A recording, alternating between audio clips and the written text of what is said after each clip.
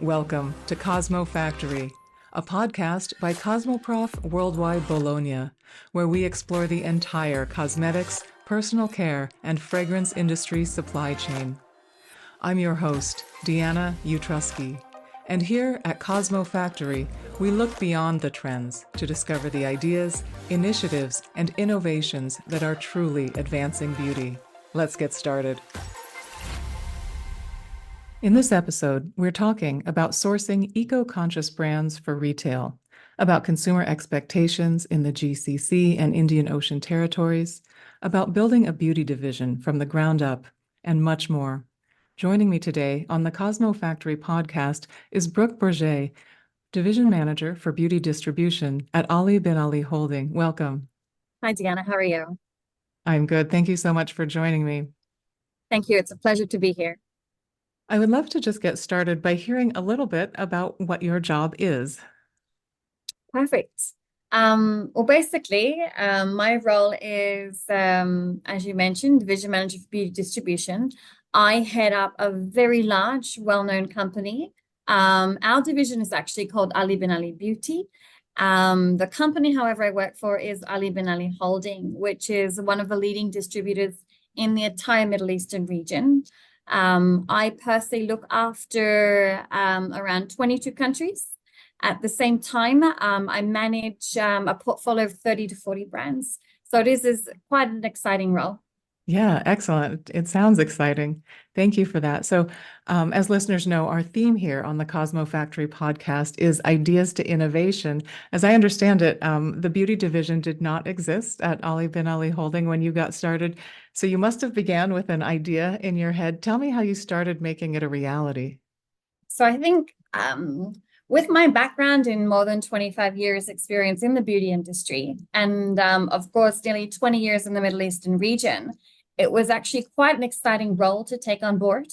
So I created the beauty distribution division just under 2 years ago at Ali bin Ali Holding.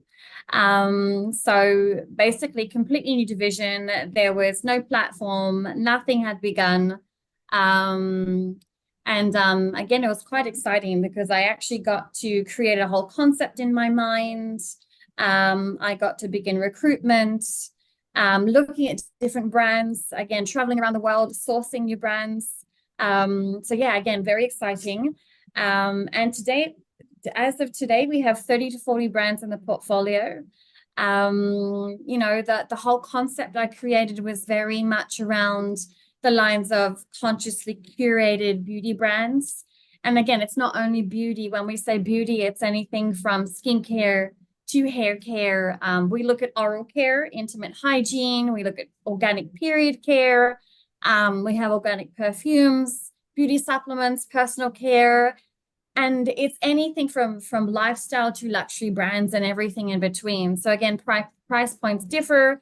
We're not looking specifically at one category or one channel that we approach. And brands that I do kind of source, we're looking at brands that have high efficacy. I mainly look at brands that have, I look at packaging aesthetics, because again, bringing brands into the Middle East is not easy.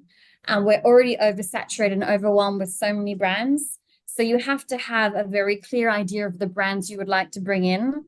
So apart from obviously them being quite clean and natural organic type brands, high efficacy, I look at packaging aesthetics. Definitely I look at certifications. And at the same time, I actually like to look at brands that are very indie. They're in their own niche and family-owned businesses. And I think this comes from a background as my family had their own family business when I was growing up. And I guess over the last 20 years, I've worked with a lot of companies in the region which were family owned. And Ali bin Ali Holding themselves is a family owned business. So I would like to kind of keep in line with that. So yeah. Yeah, that's an interesting theme almost, isn't it? Tell me a little bit more about what a family-owned brand looks like. What are some of the characteristics, or what are you excited about when you just find one of these brands? No, absolutely. So I guess for family-owned businesses, it's not someone who has different investors or equity funds looking into them and, having their own say. family-owned business is, it's in the family. You don't have that outside support. So it's more of a small business, like I said, very, very indie type brands. They may not be global conglomerates. They may not be distributed globally either, but again, the brands do really well in their own right, in their own market or different countries around the world. Yes. But yeah, I mean, I guess that is the key aspect, what we do look at. A lot of indie brands and family-owned businesses that I do look out for, and they may not, as I said, they may not have their huge behind them, even personally, financially. But these brands are really good in their own right because of organic feedback as well. So it's not something where they have to have 1 million followers on Instagram or do really well on TikTok, but people know them through organic feedback. I understand that these days organic feedback is not something people like to hear, but still, my mindset is still very niche again, so I would love to create a portfolio, and I am creating a portfolio that has its own niche as well. Yeah. So again, brands that are still very clean, eco-conscious. Tell me more about that concept. When you and I spoke earlier, you suggested that the Ali bin Ali beauty division will be one of the biggest eco-conscious beauty players in the region. Tell me about that. Yeah. So again, as a holding, we are the leaders in the region, or one of the biggest in the region. And the concept I created is very clean, natural, organic, eco-conscious type brands that I'd love to curate. But I guess it's not very easy, when you get to choose these type of brands either. As I said, the market is already oversaturated. And, when you choose a brand, it's quite challenging to make sure the brand is going to do really well in the market too. So when I do travel or when I go to these exhibitions such as CosmoProf, there's many things that we have to look out for. Like I mentioned before, about packaging, certifications, the efficacy of a product. Help us think more about market fit. What are your customers, your end consumers' expectations and in the region, and maybe some similarities or differences among all the countries you're covering? So especially the Middle Eastern region, consumers are not only price savvy, but again, they travel a lot. So they know what's out there. And there is a huge portion of brands actually that are not in the Middle Eastern market. So they do look, the Middle Eastern consumer does look at some premium. Again, with that are more affordable, but obviously premium to luxury brands. But the Middle Eastern consumer, they're very finicky when it comes to brands. So whether it is not only the pricing, but it has to be highly effective, whether it's a medical grade or just a highly effective product in general. And obviously consumers really look at marketing. I know I mentioned about organic feedback, but again, a lot of these consumers love your Instagram. They love the TikTok. It doesn't necessarily matter how many followers you have, but they really like to see the brand developing their social media and being highly active on there for them to be able to see the feed and the different posts on how to use products per se. So I like to look at brands, obviously that are not here, but something that's maybe trending in another market. So I just came back from the CBE exhibition in Shanghai, and another one, CosmoProf in Bangkok. And obviously they have their own trends. They have their own local brands, and that's what I really love to see and what I'm passionate about. I love to go to another market and see what's trending there, but something that's very localized, because I don't specifically choose a brand because of the country. And I'm not dedicated to say something that's just Korean or something Spanish or something French. All of the brands we have, I would say they don't overlap. They're all different brands and they're from all different countries. But I do love looking at new trends in different countries and looking at the local brands. Because when I do a market visit, when I go to these countries, on top of going to the exhibition, I like to look at the department stores, different salons, maybe different hotel spas, to see what they have, what they're selling, and maybe what they're using, or if we can bring it and import it into the country. Yeah, no, that's so interesting. That's so interesting. Thank you. Can you give us some examples of the brands that you've brought in? What maybe is performing well or have been some real success stories for you? No, perfect. So actually, one of, I would say, our biggest brands that we have amongst a portfolio of 40 clean brands is Bellefontaine. So Bellefontaine is a Swiss brand. It's a very high-end luxury brand where you would find it in luxury resorts, destination spas, hotels, etc. So that is one of our premium brands, premium luxury at a higher price point. You also have, I would say, Vitaman, which is doing really well in the region too. Vitaman is actually an Australian brand, and it's Yeah, actually men's that's skincare, skincare. Yeah, yeah. skincare and spa. So, I mean, we have quite a few. Hair Gain does fabulously well. It's a hair growth product. They do supplements, gummies, but they also do topical treatments like your hair masks and powder puffs and dry shampoos and things like that. We have a brand called Chatelier, which is from Belgium, Mhm. purely retail brands, very like deluxe formulas, very thick and rich textures, and that does really well in department stores. We have a really lovely portion of spa brands too, on top of Bellefontaine and Vitamin. We have Saint Monde from France. We have Ayuna from Spain. We have several lifestyle brands that do really well, such as Teology from Italy, Kypris from the States, then from Korea. So I can't really say one does well over the other, but we do have a decent portfolio, and in their own channels, they all do fabulously well. You mentioned supplements there, and that's definitely an emerging category or growing, I should say, in the cosmetics and personal care industry. Anything particular about the market you cover? It's actually quite interesting with supplements. Again, this category is very oversaturated in the pharmaceutical channel.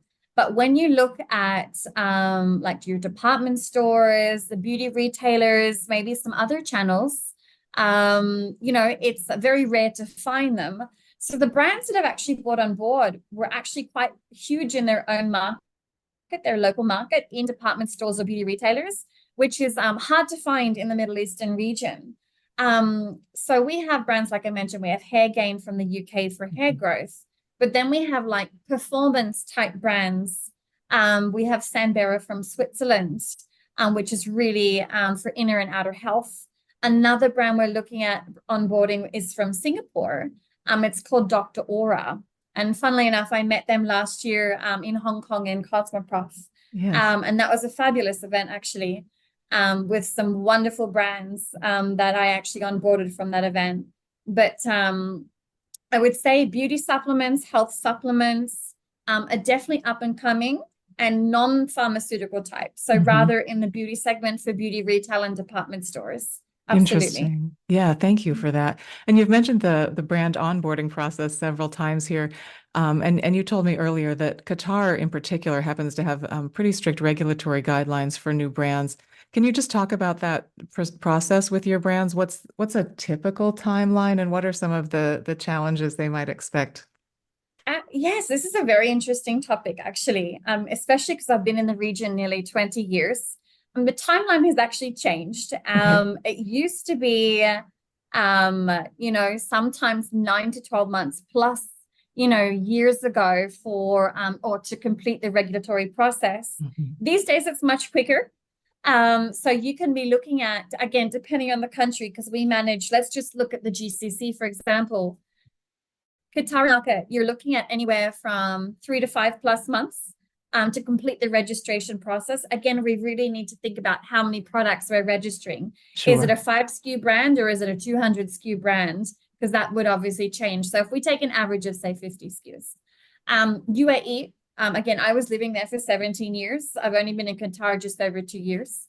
In the UAE specifically, it's much more quicker and streamlined. It used to take, again, a lot longer than 9 to 12 months. Mhm. Now it can be done, 1 to 3 months, again, Okay. depending on the brand category. Because again, hair care can take much longer because of the different ingredients and the lab testing that needs to be done. Mm. Saudi does take a little bit longer than most. They have, I guess, more stricter policies in place. Um, But the GCC regulations are very much on par with EU regulations. We may have an extra step or two and slightly stricter in terms of lab testing. Sure. But no, they're much quicker than what they used to be over the years. So, if we're looking at an average of, so say 3 to 9 months, absolute maximum, no matter how many products you have in the range that you're trying to import. Yeah, interesting. And when you're bringing in a brand, are you definitely bringing them into every country that you cover, or do you sort of niche it out based on local expectations It's or? interesting. Well, normally, so when we onboard a brand, obviously we do discuss thoroughly every brand for every country. So, what works in Saudi doesn't work in Qatar. What works in Bahrain doesn't work in UAE, and vice versa. So you do have to really thoroughly strategize for every single market. Because if you take Ayuna, for example, which is a very much orientated spa brand, Yes. it would do well in destination spas in Saudi Arabia. But we do not have destination spas in Qatar. So we would look at day spas. We might look at hotel spas or, whether it's 4 or 5 star hotel. So we do strategize. But we do actually maintain exclusivity for 99% of our brands for the whole GCC region and the Indian Ocean. The only difference is that you have to strategize market-wise, depending on the country you're entering first. Sure. To see what works and what won't for that brand. But definitely we will approach all countries, but in a different way.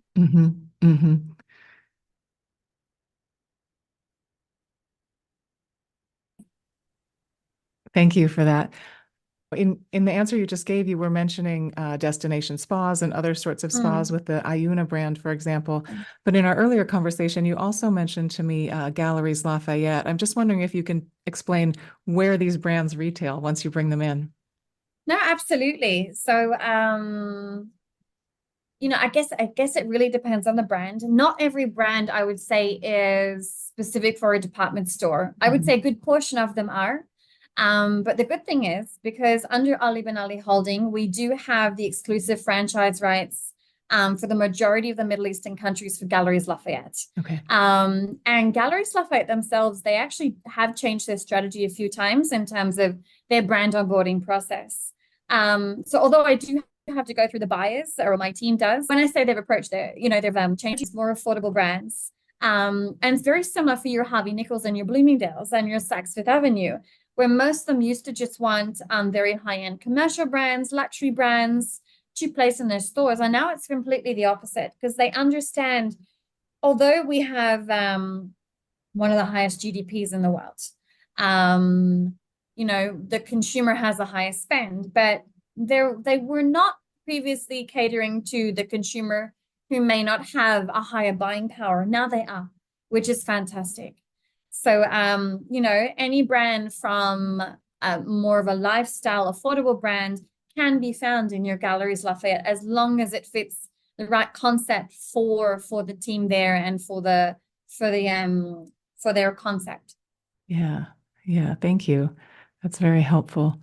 You've mentioned the CosmoProf shows several times. Of course, we've both been to various editions. When I show up, I do a lot of writing. I'm obviously a podcast host. I'm always, I fall under the classification of being a member of the press, right? You mentioned to me in our earlier conversation that your designation is VIP buyer. I'm wondering, when you're at a show like CosmoProf Worldwide Bologna, what are your objectives? Tell me how you approach an event like that. Oh, no, of course. So, I love going to these exhibitions. I find them very fruitful, very productive. I think we just go to source brands. No. But I like to obviously attend the conferences, the seminars, to be able to anticipate market trends.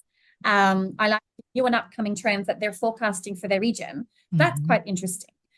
Maybe meet localized brands that I've never seen before, because maybe they only have the brand available in their home market. Again, brand sourcing is quite key. I like to look for new partners, new collaborations. Maybe it is with the press too. It's quite interesting. I've met a lot of press over the last couple of years in these exhibitions, where they've also interviewed me for whether it's the EM magazine or what have you. So it's actually quite exciting. And then again, it's really also about expanding knowledge in the key market that I'm visiting too. Yeah, again, like I said, I can't go to every exhibition throughout the year, but I do like to pick and choose, and I go every other year to a different exhibition. But no, I find it very fruitful, very productive, and I learn a lot. It's very engaging for me. And the CosmoProf team are very welcoming and very helpful and very supportive. Yeah. So no, I agree with that. That's been my experience as well. I'm wondering for the brand owners listening, how should they be showing up at these shows? What would help you? well, again, it depends on the show, because again, I think every CosmoProf show, for example, caters to different clientele. For example, Las Vegas show is really dedicated to retailers in the US. It's not necessarily for distributors like myself. Okay. But whereas if you look at Hong Kong, you look at Bologna, even Bangkok, they're really looking for distributors on a global scale. So I guess, every exhibition is looking for someone different, and for different markets. But I think it's really good on the CosmoProf platform, the B2B meeting platform. It's very conducive in terms of helping us source the right brands or the right partners to meet with prior to the shows. But again, for brands themselves, on, I guess, the exhibition that they attend, because I feel from attending so many of them that they're all catering to a different caliber of clientele. That's so interesting. And I imagine those notes that you've just shared will be useful for other buyers considering attending the events as well. They can borrow your perspective there. That's very helpful. Is there anything else you think we should know about what you're building there at the beauty division of Ali bin Ali, or about your work? Well, there's a few secret things that I can't mention. No, I mean, look, this with Ali bin Ali Holding itself, it's a great company to work for. Although I've only been here 2 years, I do look at staying here for a long time. It's quite interesting. They've built themselves from a family business the last 75 years to one of the biggest leading distributors in the whole Middle East plus. I mean, we have operations Monaco, we have in Budapest, we're opening in Paris and London very soon. We have everything from luxury watches and jewelry, we have FMCG, we have a medical division, we have luxury retail such as your Galeries Lafayette, we have fashion. We have many divisions, and obviously beauty division, which is our newest division too. But what I've created, I really feel like it's the new niche in the market. Although you have many new distributors popping up now and then, they all have their own concept, whether it's the same or something different. But I think to make a business work, you need to have the experience, the knowledge, and the background to make a company successful. And this is what I love what I do, being in the industry more than 25 years. And I fell in love with the Middle East, hence I've been here for nearly 20 years. Yes. But, beauty, I mean, I have a deep love for beauty, and I love being in this industry, meeting new people, meeting new brands. Wonderful, wonderful. Well, Brooke, this was an excellent interview. I'm so glad you could join me today on the CosmoFactory podcast. Thank you, Deanna. It was an absolute pleasure. Thank you for inviting me. Thank you so much for listening.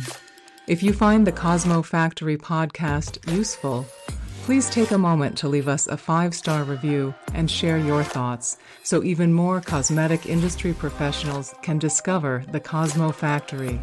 I'm Deanna Utrusky. Please join me again next Tuesday for a new episode of the CosmoFactory podcast.